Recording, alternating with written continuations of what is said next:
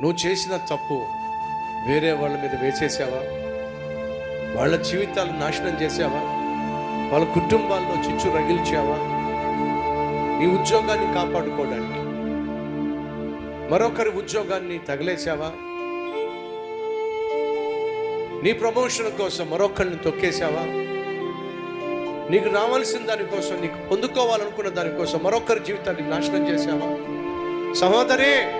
సహోదరుడు అడుగుతున్నా, ఈరోజు మనలో ఎవరైనా ఉన్నారా?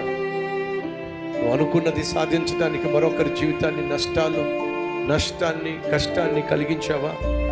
క్షమాపణ కోరు. ప్రభా, నన్ను క్షమించాయా. నా స్నేహితురాలకి నేనే మోసం చేశా, నా స్నేహితుడిని నేనే మోసం చేశా, నా తోబుట్టువుని నేనే మోసం చేశా. నా కోసం, నా లాభం కోసం, నా స్వార్థం కోసం మరొకరి జీవితాన్ని పన్నంగా పెట్టా.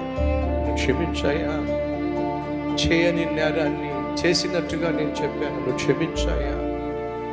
అతిక్రమములు దాచిపెట్టువాడు వర్ధిల్లడు, కానీ ఒప్పుకున్నవాడు కనికరం పొందుతాడు. నీ వాక్యం సెలవిస్తుంది. యేసయ్యా, నేను చేసింది తప్పో ఒప్పుకుంటున్నానయ్యా. అయ్యా, అమ్మ వినో, నువ్వు చేసిన పాపాన్ని ఒప్పుకోకుండా అలాగే వదిలేసినట్లయితే ఆ పాపం అనే విత్తనం నువ్వు విత్తావు, అది మొలకెత్తుతుంది. త్వరలోనే అది బయటపడబోతుంది. నీ బ్రతుకు బజారు పాలు కాబోతుంది. ఆ రోజు రాకుండా ఉండాలి అని అంటే ఈరోజు ప్రభు పాదాలు పట్టు, క్షమాపణ కోరు.